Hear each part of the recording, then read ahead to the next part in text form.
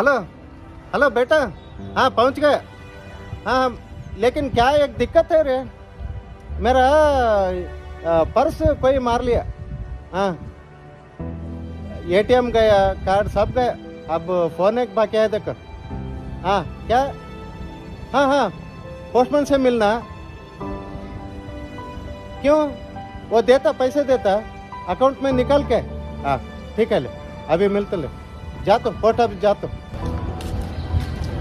भैया post office कहाँ है? पोस्ट ऑफिस इधर ही है।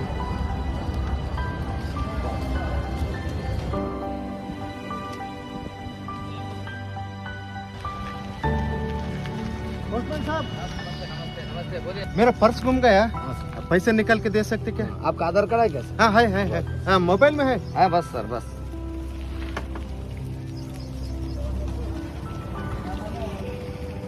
सर फोन नंबर बोलिए आपका। 8860। एक ओटीपी आता देखो सर। हाँ ठीक है, हाँ 631742। आपका आधार कार्ड नंबर बताओ सर।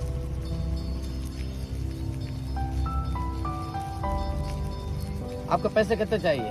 हाँ 5000। कौन सा बैंक में है? SBI। कम दबा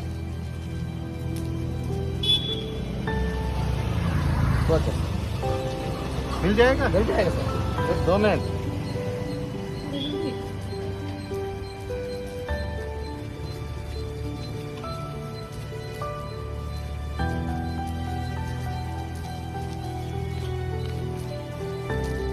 शुक्रिया भाई, शुक्रिया। Thank you.